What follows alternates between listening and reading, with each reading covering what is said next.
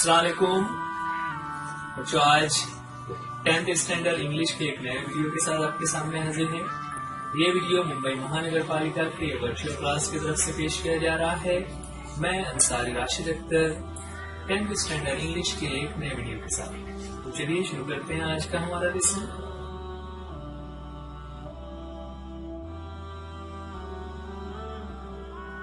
10वीं जमात के इंग्लिश के एक नए टॉपिक के साथ आज हम जो टॉपिक देखने जा रहे हैं वो एक बहुत ही इंटरेस्टिंग स्टोरी है। ये स्टोरी आमतौर से हमारे आसपास नहीं होती। इसका टाइटल भी काफ़ी इंटरेस्टिंग है। टाइटल है an encounter of a special kind.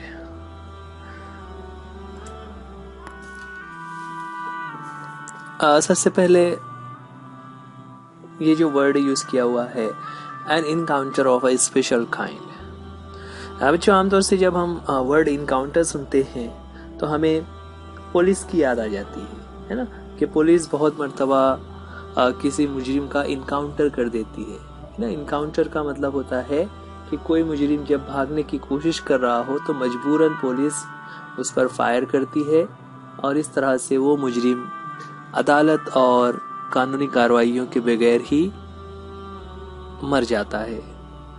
यहाँ पर इनकाउंटर का कुछ दूसरा मीनिंग है।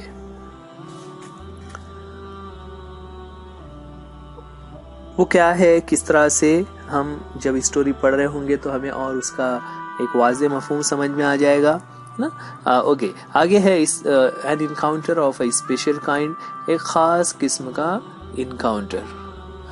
अब ये खास किस्म का इनकाउंटर किस तरह से हुआ वो हम स्टोरी में देखेंगे। स्टोरी पर आने से पहले जो चैप्टर में हमारे वार्मिंग अप एक्टिविटीज हैं वहां से हम शुरुआत करते हैं। पहले हम वार्मिंग अप एक्टिविटीज में देखते हैं। पहला हमारा सेक्शन है चिट चैट का।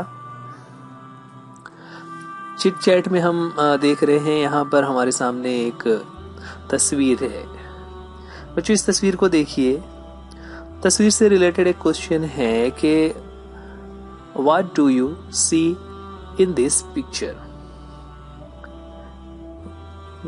What do you see in this picture. इस पिक्चर में हमें क्या नजर आ रहा है। क्या नजर आ रहा है तो हम देख रहे हैं कि there is a flood situation and a small girl is carrying a dog in a pot. A small puppy is there, है ना। एक छोटा सा पपी है और एक लड़की जो है उसे सैलाब के पानी से बचाने की कोशिश कर रही है ना। इस तस्वीर में हमें नजर आ रहा है ना। उसी को लेकर सेकंड क्वेश्चन था कि what do you think the girl is trying to do and why. क्या हो रहा है यहाँ पर, वाटर लेवल जो है पानी का, जो सैलाब है, सैलाब आने की वजह से the flood situation has caused high rise of water. पानी बहुत ऊंचाई तक भर गया है और जो लड़की है वो क्या कर रही है, the girl is trying to save her puppy from water. कि वो उसे इस तरह से क्यों लेकर जा रही है, क्योंकि उसे वो पानी में डूबने से बचाना चाहती है। नाउ ये सेम क्वेश्चन आपसे किया हुआ है कि if you were in the place of that girl what would you do. कि उस लड़की की जगह पर अगर आप होते तो आप क्या करते। सोचिए जरा कि आपके पास एक कोई इस तरह से पेट एनिमल हो, कैट हो या इस तरह से पपी हो या चूजे हो, एनीथिंग लाइक दैट, और आप उसे बड़े शौक से पालते हैं, उसकी देखभाल करते हैं, उसे संभालते हैं। ऐसे में अगर कहीं पर फ्लड सिचुएशन आ जाए और आपको अपना मकान छोड़कर कहीं जाना पड़े तो क्या आप अपने उस पेट को छोड़ देंगे या आप उसे लेकर जाएंगे। तो जाहिर सी बात है, अगर आपके पास इस तरह से कोई पेट होगा तो आप उसे अपने साथ लेकर जाएंगे। और क्यों हम ऐसा करते हैं, क्योंकि वो खुद अपने आप की हिफाजत नहीं कर पाएगा। वो जो एनिमल या बर्ड होता है वो छोटा रहेगा, इसलिए हम उसकी हिफाजत का इंतजाम करेंगे और उसे अपने साथ लेकर जाएंगे। लास्ट क्वेश्चन है कि do you think she will become successful in her mission. अब यहाँ पर इसके जवाब अलग अलग हो सकते हैं, है ना, क्योंकि पता नहीं वो लड़की उस पपी को बचा भी पाएगी या नहीं, क्योंकि पानी जो है तो खुद उस लड़की के सर तक पहुंच चुका है। तो वो लड़की खुद अपने आप को बचा पाएगी या नहीं, ये भी एक क्वेश्चन बनता है।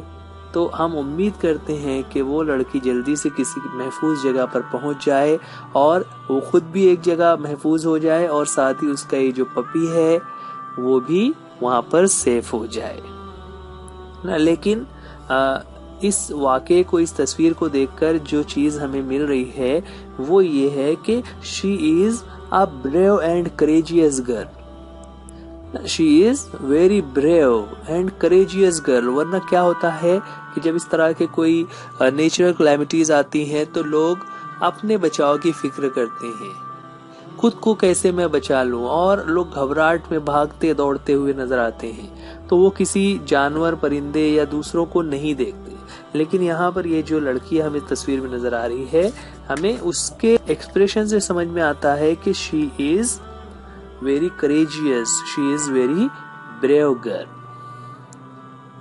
तो हम उम्मीद करते हैं कि she become successful in her mission.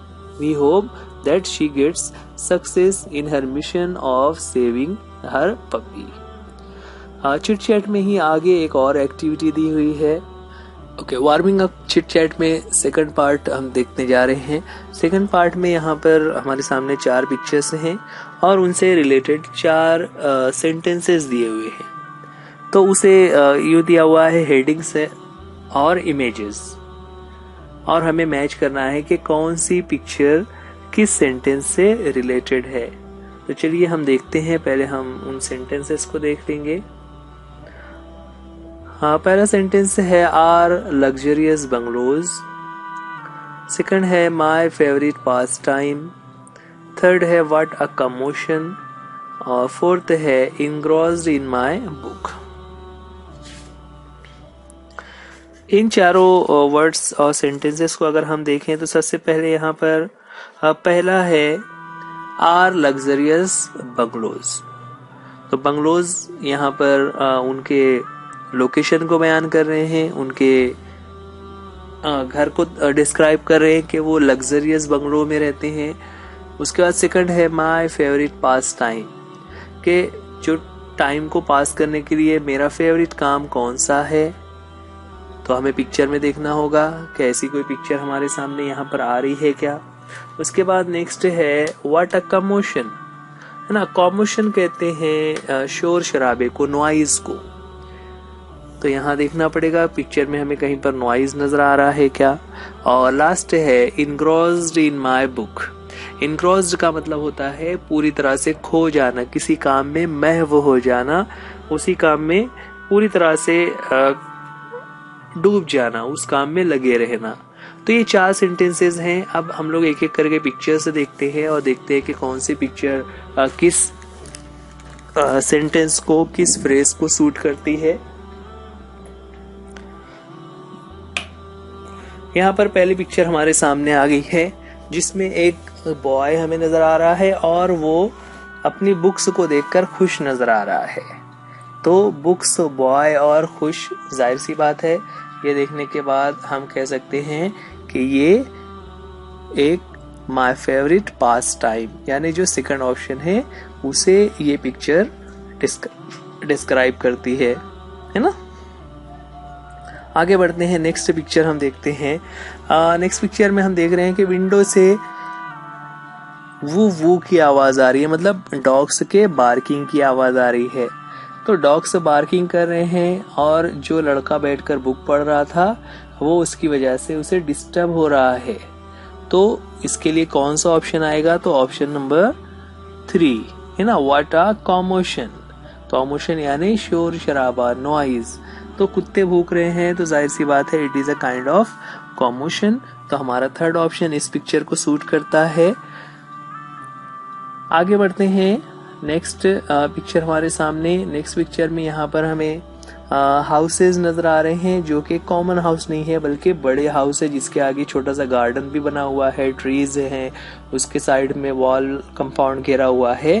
तो it is actually luxurious bungalows, है ना। ऑप्शन 1 जो है वो लग्जरियस बंगलोज वाला यहाँ पर हो जाएगा।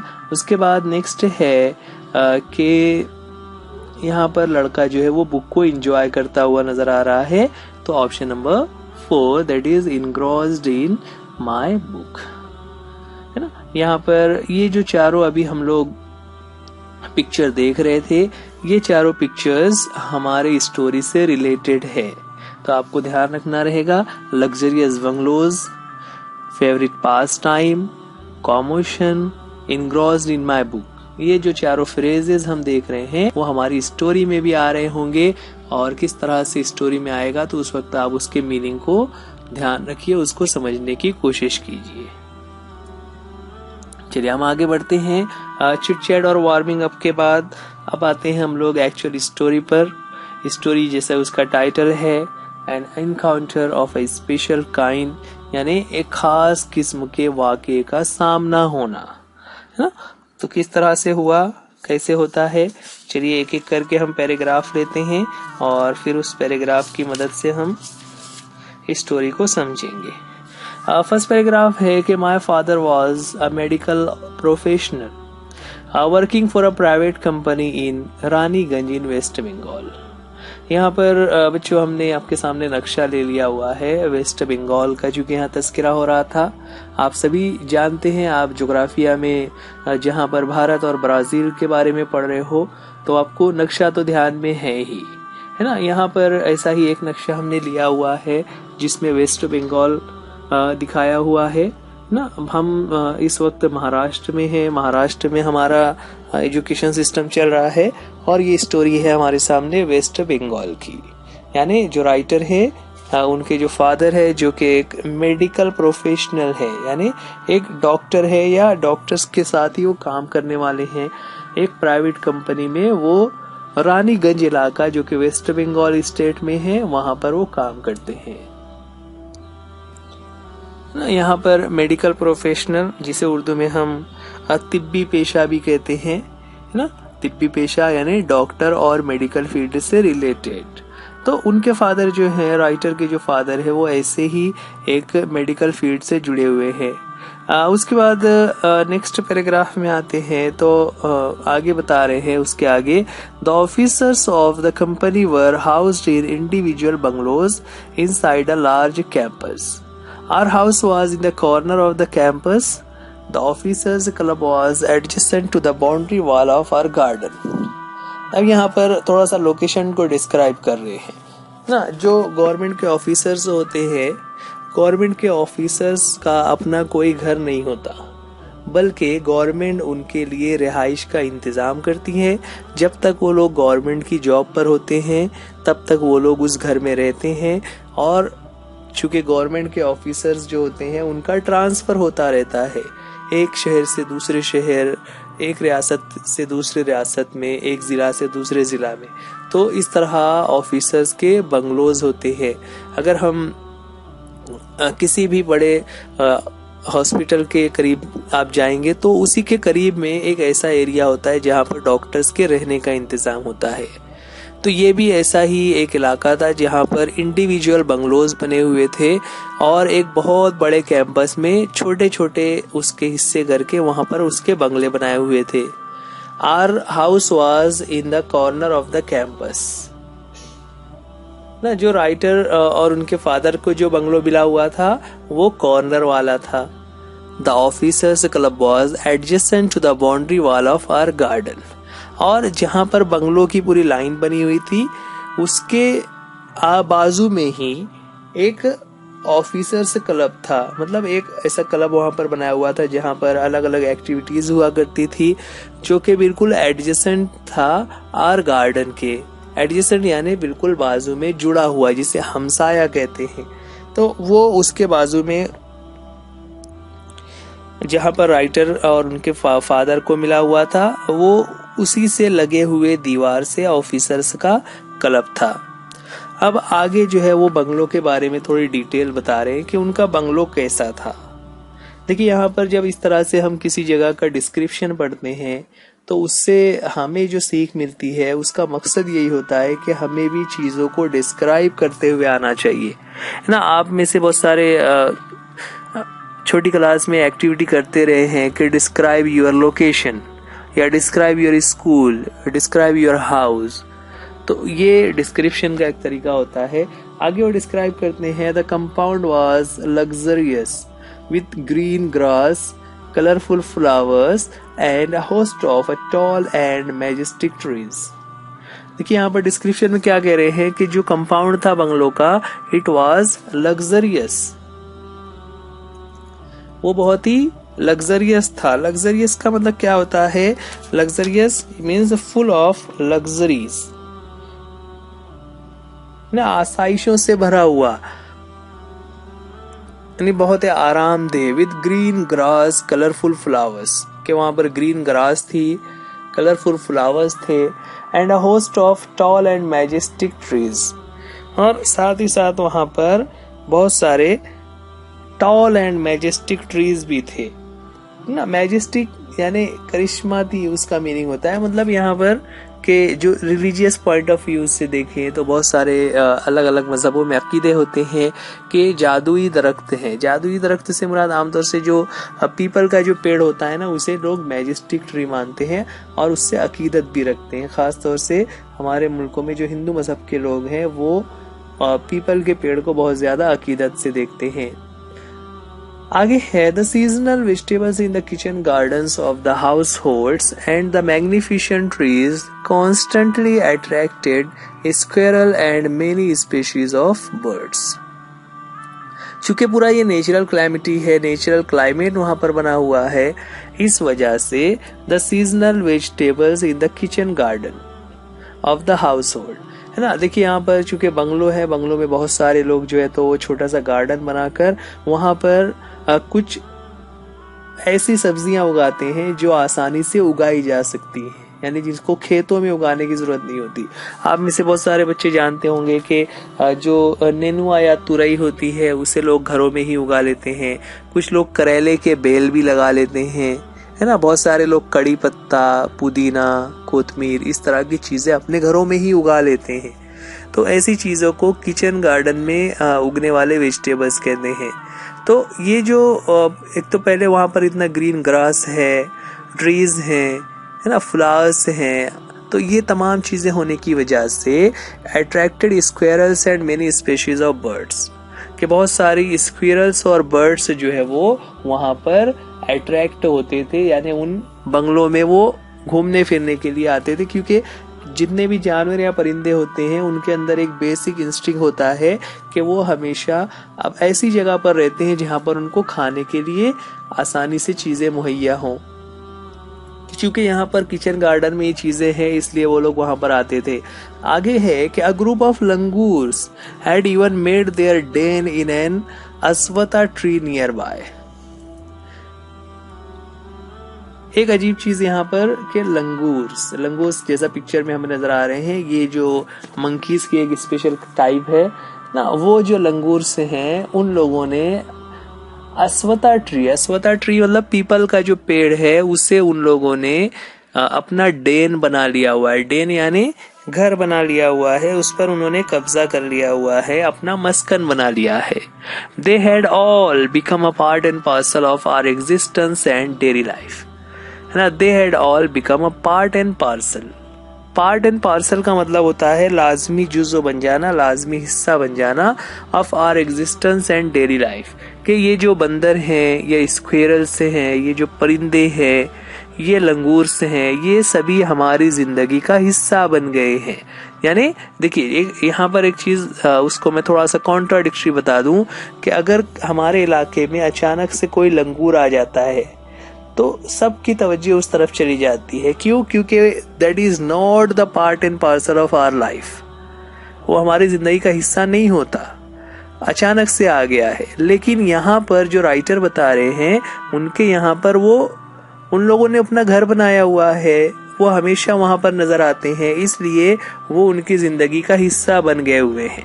समझ आ रही है बात कि अगर हमारे इलाके में अचानक से आ जाए तो हम लोग उसकी तरफ मुतवज्जे हो जाते हैं, लेकिन यहाँ पर तो हमेशा रहते हैं।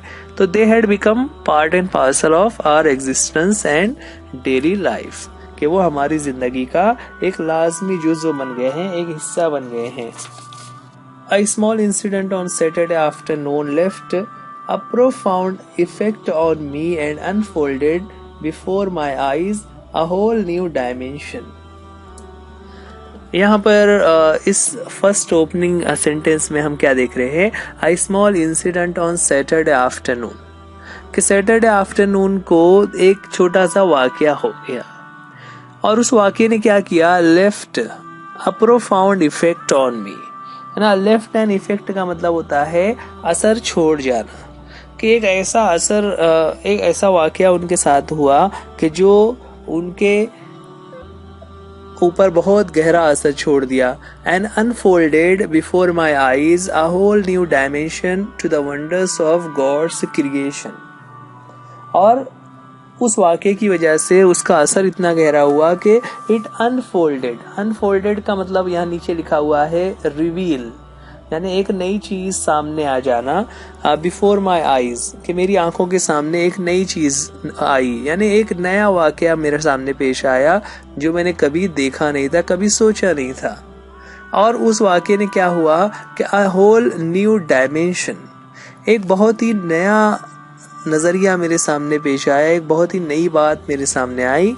और ये किसके ताल्लुक से थी? To the wonders of God's creation, कि खुदा के जितने भी क्रिएशन हैं, क्रिएशन का मतलब होता है मखलूक, कि अलग अलग किस्म के जितने भी चीज़ें, जितने भी खुदा की बनाई हुई चीज़ें हैं वो हमारे सामने आती रहती हैं। तो उसमें एक बहुत ही अजीब वाक़या मेरे सामने पेश हुआ जिसमें खुदा की कुदरत हमें नज़र आ रही थी, खुदा के करिश्मे हमें नज़र आ रहे थे। It was few days into the puja vacation, है ना। यहाँ पर एक चीज़ और है, ये जो पूजा वैकेशन लिखा हुआ है, बच्चों अभी हम लोग महाराष्ट्र में रहते हैं, तो महाराष्ट्र में हमारे यहाँ पर गणपति के मौके पर एक अच्छा खासा त्यौहार का समा होता है, स्कूल की छुट्टियां होती है, लोग हफ्ता भर 10 दिन गणपति का त्यौहार मना रहे होते हैं। इसी तरह वेस्ट बंगाल में दुर्गा पूजा का त्यौहार होता है, वहाँ पर भी दुर्गा पूजा के लिए स्पेशल छुट्टियां होती हैं। तो चूंकि ये वेस्ट बंगाल की स्टोरी है तो यहाँ पर ये जो द पूजा वैकेशन है वो उसी दुर्गा पूजा के ताल्लुक से है, कि दुर्गा पूजा की छुट्टियों से कुछ दिन पहले की बात है कि just like for any other child the holiday provided an opportunity for me to become engrossed in various magazines and story books published especially for children in the festive season। ना एक लॉन्ग सेंटेंस है कि just like for any other child, जिस तरह वहाँ के दूसरे जो बच्चे थे उनको भी अगर the holiday provided an opportunity, ना एक अपॉर्चुनिटी प्रोवाइड हो गई थी इस छुट्टी के दिनों में टू बिकम इनग्रोस्ड। इनग्रोस्ड का मतलब होता है खो जाना, डूब जाना। अभी हम लोग वार्मिंग अप एक्टिविटी में भी देख रहे थे, वहां पर भी ये वर्ड आया हुआ था कि वो किताबें पढ़ने में, मैगजीन्स पढ़ने में अपने आप को लगा लेते थे, अपने आप को बिजी रखते थे और वो भी स्टोरी बुक्स कौन सी? Published specially for children in the festive season. ना फेस्टिव यानी फेस्टिवल से बना हुआ है, त्योहार के मौकों पर, कि जो ये त्योहार का एक सीजन होता है ना। जैसे हम भी बात करें कि हमारे इस्लामिक त्योहारों में शब बारात से लेके रमजान, रमजान से ईद, ये पूरा 1.5-2 महीने हम लोग काफी बिजी हो जाते हैं मजहबी अहकामात में। तो यहाँ पर दुर्गा पूजा के दौरान भी वहाँ पर ये जो फेस्टिव सीजन चल रहा था, त्योहारों का मौका है, वहाँ पर बच्चे जो है अक्सर इस तरह की किताबें पढ़ा करते थे। यहाँ पर देखिए एक चीज़ हमें और सीखने को मिल रही है कि आजकल हम लोग किताबें और मैगजीन नहीं पढ़ते। तो बच्चों याद रखिए कि अगर हम सिर्फ स्कूल के टेक्स्ट बुक पढ़ लेते हैं तो हमारी नॉलेज, हमारा जो इल्म है वो हमेशा महदूद रहेगा। तो आपको अगर आगे लाइफ में एक सक्सेसफुल लाइफ गुजारनी है तो आपके लिए हमेशा ये एक एडवाइस रहेगा कि आप रोज़ाना कोई ना कोई मैगजीन या बुक को कुछ देर के लिए रीड कीजिए ना, जो हमारे टेक्स्ट बुक से बाहर हो, यानी सिर्फ टेक्स्ट बुक या स्कूल की बुक्स की पढ़ाई नहीं करनी, बल्कि तो यहाँ पर ये जो राइटर है वो वाकया बता रहे हैं कि मैं अपने छुट्टी के दिनों में खाली बैठा हुआ था, जिस तरह दूसरे बच्चे जो है वो किताबें पढ़ रहे होते हैं, मैं भी मेरे पास भी ये मौका मिल गया कि मैं भी जल्दी से किताबें लेकर पढ़ने बैठ जाऊं। नेक्स्ट पैराग्राफ में है कि after a hearty lunch my parents and my younger sisters lay down for afternoon nap and I settle down with a story book. ठीक है, आगे स्टोरी क्या बता रहे हैं कि after a hearty lunch, hearty heart से बना हुआ है यानी दिल, लेकिन यहाँ पर जब लंच के साथ जुड़ा हुआ है तो लंच से मुराद क्या है कि अच्छा खासा खाने के बाद ना। हार्टी मीन्स भरपूर, पेट भर के खाना खा लिया। कि after a hearty lunch my parents and my younger sisters lay down, कि बहुत सारे लोग होते हैं दोपहर के वक्त खाना खाने के बाद lay down for an afternoon nap, दोपहर के वक्त खाना खाकर थोड़ी देर नैप करते हैं, आराम करते हैं। नैप यानी दोपहर में सोना, इसे हम लोग कैलोला कहते हैं। अब तो मेरे जो घर में पेरेंट्स और यंगर सिस्टर्स थे वो लोग इस तरह से खाने के बाद सोने की तैयारी कर रहे थे, सोने के लिए चले गए। I settle down with a story book, लेकिन मैं नहीं सोया बल्कि मैं अपनी किताब लेकर बैठ गया। The quite afternoon presented the perfect backdrop for reading an adventure story। क्योंकि दोपहर का वक्त है, बंगलोज हैं, कोई ऐसा रिहायशी या रोड का किनारा शोर शराबा नहीं है, खामोशी का इलाका है और घर के लोग भी सोने जा रहे हैं, तो राइटर को क्या हो गया, he got a good opportunity। The quite afternoon, खामोशी भरी ये जो दोपहर का वक्त था, perfect backdrop for reading an adventure story ना, एक एडवेंचर स्टोरी रीड करने के लिए बहुत ही मुनासिब मौका था जब राइटर बिल्कुल खामोशी में वहां अकेले बैठकर बुक पढ़ने वाले थे, क्योंकि वहां कोई डिस्टर्बेंस नहीं था, उसके घर वाले सोने जा रहे थे और आसपास के माहौल में भी कोई शोर शराबा नहीं होता था। The silence was occasionally broken by the sound of my family's snoring। ना, स्नोरिंग यानी खराटे लेना, ऐसा नींद में बहुत सारे लोगों को थोड़ा खराटे की आदत होती है।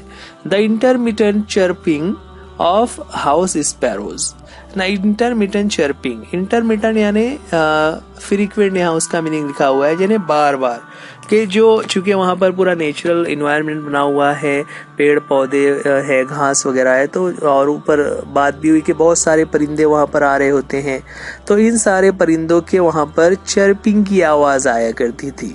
द हार्श कैविंग ऑफ क्रो है ना, कौवे के जो आवाज थी, देखिए जो चिड़िया की आवाज होती है चर्पिंग, वो तो बहुत ही सुरीली होती है, अच्छी लगती है, लेकिन जो कौवा होता है वो उसकी कैविंग यानी जो कौवे की काएं काएं होती है वो हार्श होती है, यानी हमारे सुनने, हमारे कानों को वो बुरी लगती है, सख्त लगती है।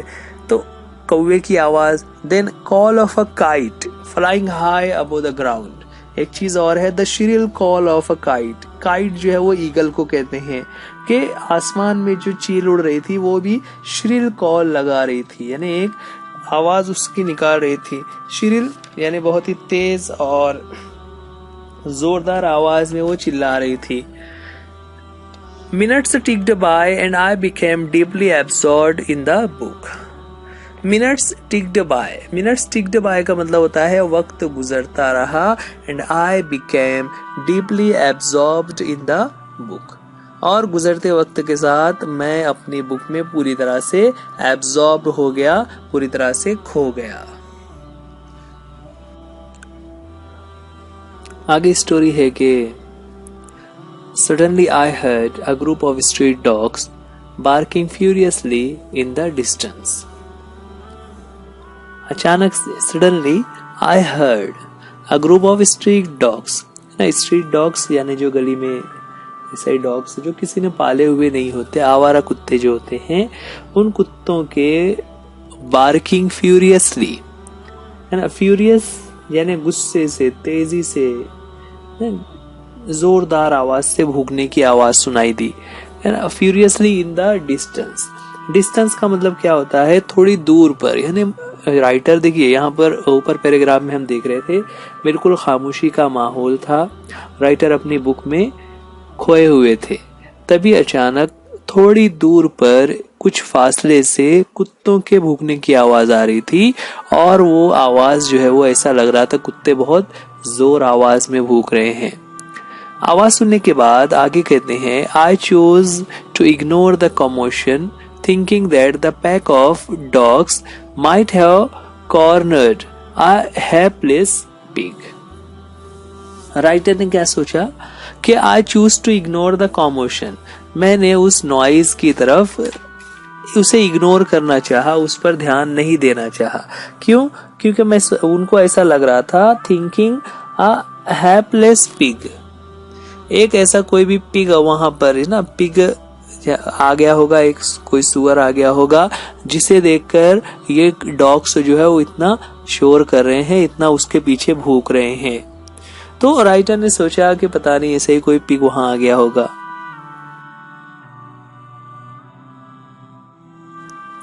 But soon the barking became louder and more aggressive, and the alarmed cawing of flock of crows added to the cacophony. है ना, यहाँ पर पहले तो राइटर को दूर से आवाज आ रही थी, लेकिन अब जो बार्किंग की आवाज है it has become louder and more aggressive. अब वो आवाज तेज हो गई थी और एग्रेसिव थी। एग्रेसिव यानी और ज्यादा गुस्से में, जज्बात से भरी हुई, यानी वो जो डॉग्स थे और ज्यादा तेज आवाज में बार्किंग कर रहे थे जैसे कुछ हो गया हो।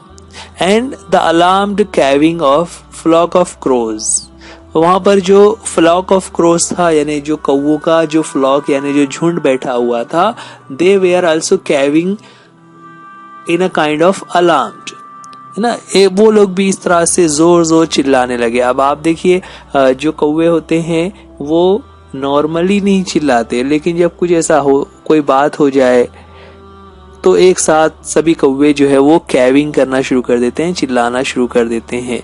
तो पहले तो कुत्ते भौंक रहे थे, अब उसके साथ साथ कौवों ने चिल्लाना शुरू कर दिया। इस तरह से एक कैकोफोनी यानी बहुत ज्यादा तेज शोर वहां पर हो रहा था कुत्तों के भौंकने और कौवों के चिल्लाने से। I also heard the disturbance approaching closer, पहले जो ये नॉइज हो रहा था वो डिस्टेंस पर था, दूर से आवाज आ रही थी, लेकिन I heard the disturbance, disturbance यानी जो खलल पड़ रहा था, जो शोर शराबा हो रहा था, अप्रोचिंग क्लोजर वो मेरे करीब आ रहा था। यानी वो जो कुत्ते थे वो शायद भागते भागते राइटर के बंगलों के साइड में करीब आ रहे थे, इसलिए उनकी आवाज और तेज होती जा रही थी। अब इतना सब होने पर curiosity got the better of me, curiosity got the better. पहले राइटर ने क्या किया, ऊपर के पैराग्राफ में उन्होंने इग्नोर करना चाहा, उन्हें लगा कि ऐसा ही कुछ हो रहा होगा तो मैं क्यों डिस्टर्ब हूं, मैं अपनी किताब को कंटिन्यू पढ़ते रहूंगा।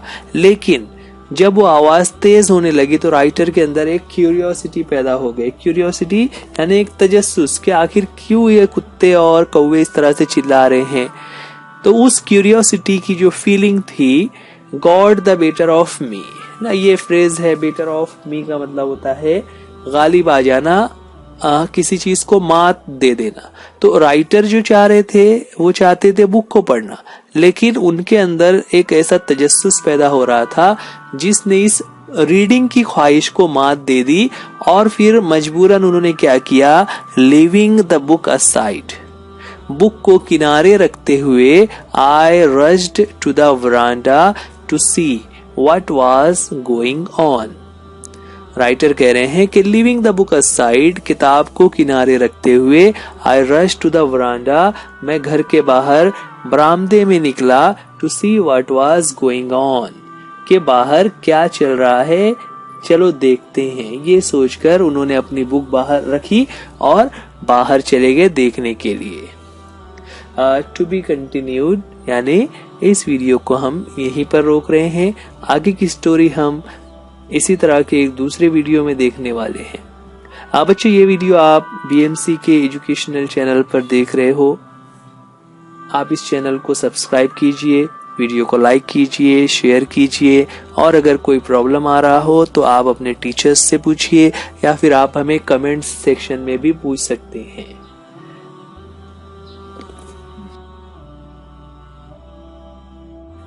बच्चों, आज के लिए इस वीडियो में इतना ही। उम्मीद करते हैं ये लेसन आपको समझ आ गया होगा। वीडियो देखने के लिए थैंक यू। अल्लाह हाफिज, गुड बाय।